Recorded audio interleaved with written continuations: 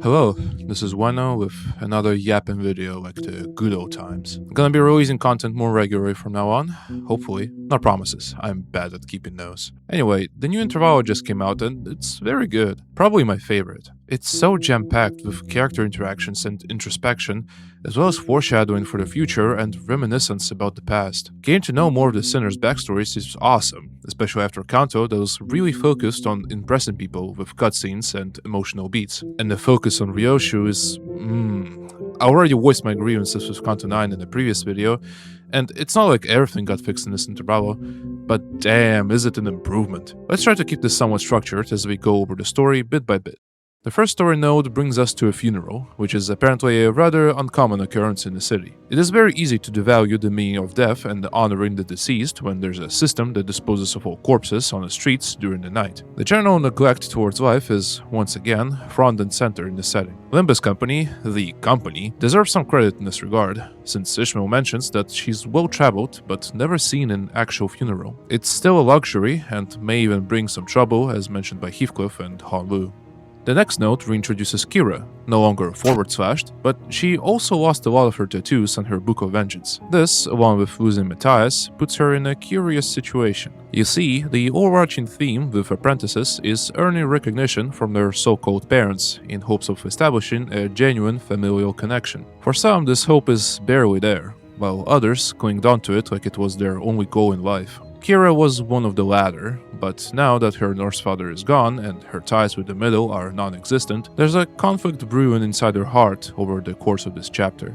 Should she find a way to escape this conundrum and return to the Middle in hopes that they will accept her? Or is there another option hidden in this company? As we know, in the end, she chooses to stay with LCE, and it's the process of her warming up to the sinners and the others, as well as her constant inner turmoil, that makes her such an endearing character in this Intervallo. Also, her Zoomer slang is very entertaining. Next, we meet Wayfarer Corp, represented by a team leader of theirs, Alan. Not much to say about the guy that wasn't already said by Dante. He very much represents how a normal person in a city behaves while working a dangerous job.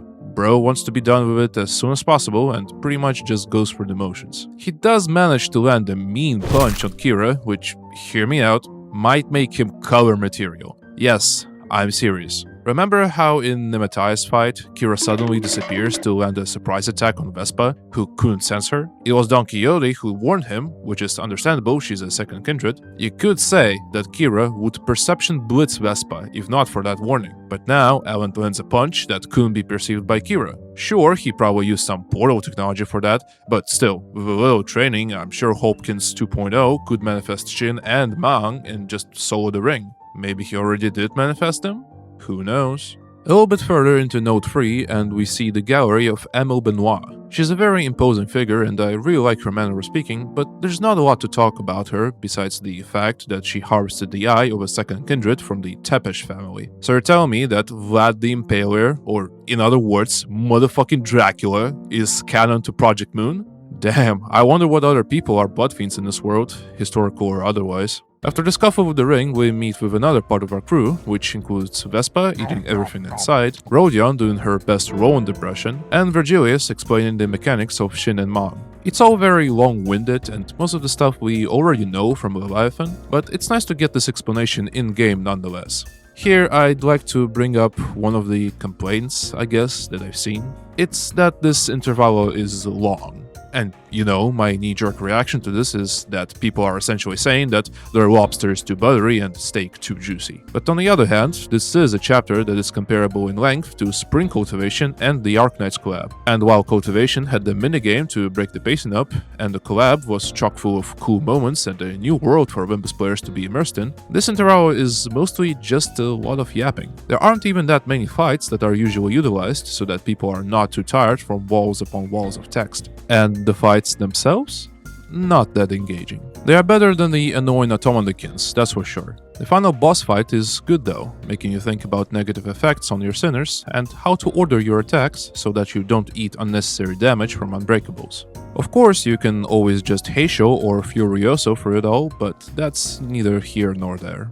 For the sake of time, and because I want to save Ryoshu for last, we'll skip ahead towards the 9th node, where the gang is in the Great Lake. Here we get another Matthias downscale, him demolishing a whole classroom just to punish a random kid, badmouthing and slapping Ryoshu, though she did start the fight, rightfully so, just like her papa taught her. Matthias, however, doesn't care, and proves why he's the biggest PR nightmare in the middle has ever seen. It's a good scene in the sense that some people really believed him to be the best nurse father in terms of parenting, but this undeniably proves how narrow-minded and self-centered he really is. When it comes to nurse fathers in general, I don't believe that they hated Ryoshu or didn't care to bring her up in a proper way. It's just that every single one of them is so fucked up in their own manner that they unknowingly only hurt her, not realizing that their methods are fundamentally misguided and are generally fucking awful. This is shown yet again in how Otis mistakenly concludes that Callisto is the least awful nurse father, when in reality his way of showing love is even more twisted. The conclusion here is, I don't care how much you like any of the nurse fathers, none of them would have raised a single functional child that wouldn't just die or instantly collapse the moment they leave their parents' side. Except maybe Rian, but we all know how that turned out. That's that, and this is this type shit. Alright, here comes my favorite moment in the whole Intervallo. Gregor gets so much time to think about what he is, who he is, how his past actions shaped him to be an unwilling monster, how the contract made him feel at ease knowing his bug genes would be too weak and docile to cause any innocent deaths, how the war for him is still not over.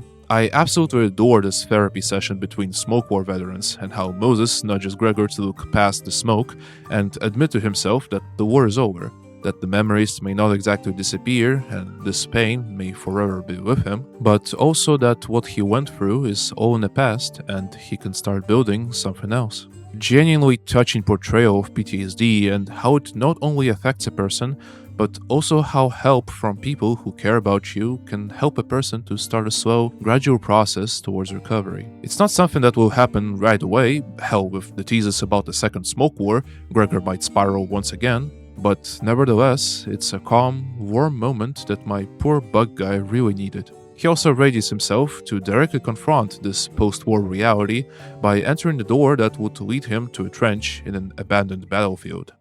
Well, at least that's what was supposed to happen when they entered Gregor's old workplace. It's a regular office building with people just working, going on about their usual day. A past co-worker of Greg's comes up to the gang and strikes up a conversation like he met an old acquaintance. I love how in this whole part, the music just stops. It's the regular mundanity of it all, without any superpowered adversaries or ridiculous monsters. A normal life, one that Gregor used to lead, well, at least tried to. He's still a veteran who only got to work here because of a special employment program, and probably because he doesn't fully look like a disgusting abomination. I also really appreciate this line, which is a callback to the conversation Gregor had with G-Corp head manager about the sold medal. Really made him think of some unpleasant memories. Either way, this whole exchange is mostly just catching up, though another person is mentioned who is possessed by his glory days. Reminds me of a certain someone. After all this is over, Gregor somewhat comes to terms with the current reality and maybe even loses some of that anxiety that was hounding him all this time. A cherry on top is that another one of our Smoke War fellas was conveniently standing outside, avoiding the metaphorical acceptance of the war's end. Really looking forward to how this is all gonna play out when it comes time to face her own demons in her canto.